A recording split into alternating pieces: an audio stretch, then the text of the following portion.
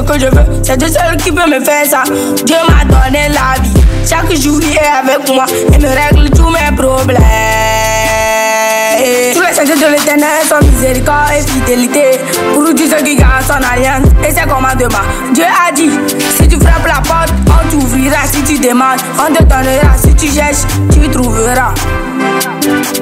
Tu trouveras. Quand Dieu t'a donné quelque chose, il faut te le dire. Quand Dieu t'a Bonsoir à tous nos spectateurs de la chaîne Les Éclairs de la Jeunesse. Merci une fois encore de nous capter pour avoir de nos nouvelles. Aujourd'hui, nous avions décidé de faire un tour dans le quartier de Davier, plus précisément dans la structure de Victory Farm, dont le fondateur est Monsieur Afanigbe Victor. Donc aujourd'hui, nous sommes devant un poulailler qui peut contenir d'au moins 500 à 600 têtes de poules. N'oubliez pas de vous abonner à notre page pour regarder la suite. Merci. Bonsoir, monsieur. Bonsoir, demoiselle. Je suis demoiselle Diokwe Merveille, participant dans le CDEJ à des plans Bethesda et je suis aussi animatrice de l'équipe de communication Les Éclairs de la Jeunesse. Et moi, je suis à Fanny Victor. Je suis également participant au CDEJ Abraham City. Je suis étudiant entrepreneur et je suis le promoteur de Victory Farm. Victory Farm. Ok. Pourquoi ce nom? Victory Farm parce que, vous savez, quand j'étais en stage, oui, j'ai vécu certaines réalités de l'agriculture. Et donc, je me disais, quel nom faut-il donner à ma ferme, à ma structure prochaine? Donc, j'ai pensé, bon, je me suis dit, il faut qu'il y ait la victoire de mon côté. Donc, j'ai dit, il faut quand même que je trouve un nom anglais. Donc, j'ai choisi Victory Farm. Et ce qui est encore lié à mon nom Victor. Ok, merci. Merci. Et s'il vous plaît, monsieur, pouvez-vous me parler de votre parcours jusque-là dans la vie?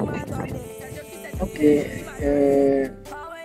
Parlant de mon parcours dans l'agriculture, c'était une passion pour moi et j'avais une vision et je me disais qu'il faut que je construise plutôt une grande ferme d'élevage de volailles.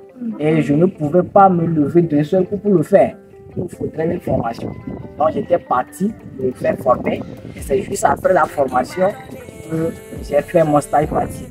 Après mon stage, j'ai décidé de créer ma propre structure et de créer ma propre ferme et donc Victory Farm.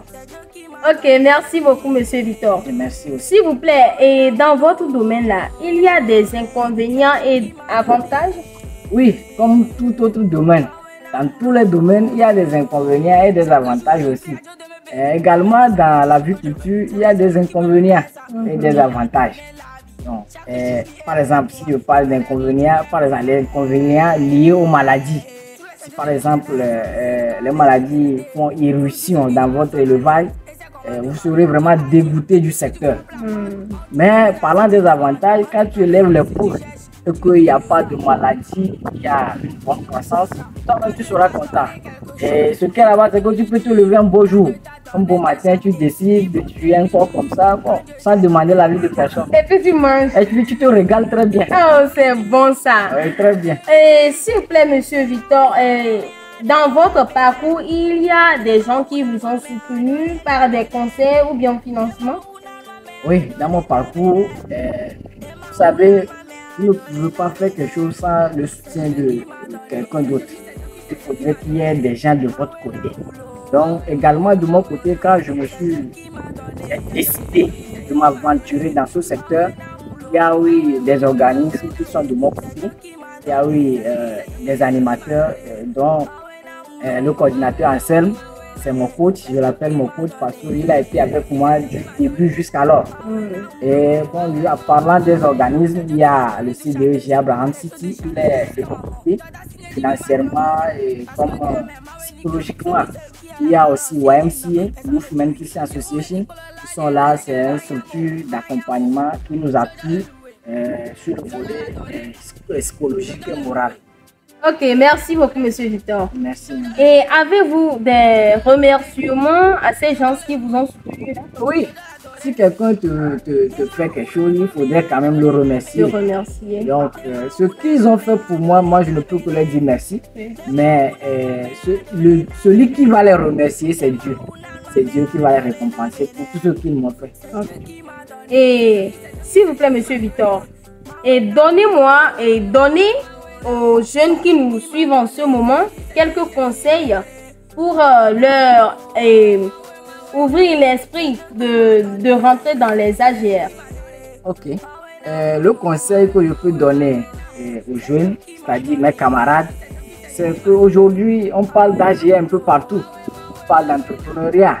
Mais ce qu'il faut savoir, c'est d'abord de mûrir les idées avant de s'aventurer. Mûrir les idées avant de s'aventurer. Oui, mûrir les idées. C'est-à-dire faire l'étude de marché, bien analyser l'idée que tu as avant de commencer.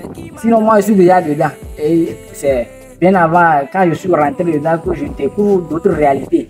Donc, il faudrait quand même que les jeunes prennent le temps d'étudier leurs idées, de bien les analyser, de faire l'étude de marché pour pouvoir s'assurer du marché.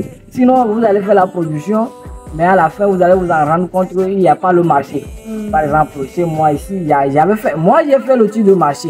Mais malgré ça, j'ai des difficultés, j'ai des défis liés au marché actuellement. Donc, il faudrait quand même qu'on fasse l'effort de faire l'étude de marché pour ne pas risquer, pour ne pas trop risquer et perdre beaucoup de choses. Ok, merci beaucoup, Monsieur Victor. Merci à vous.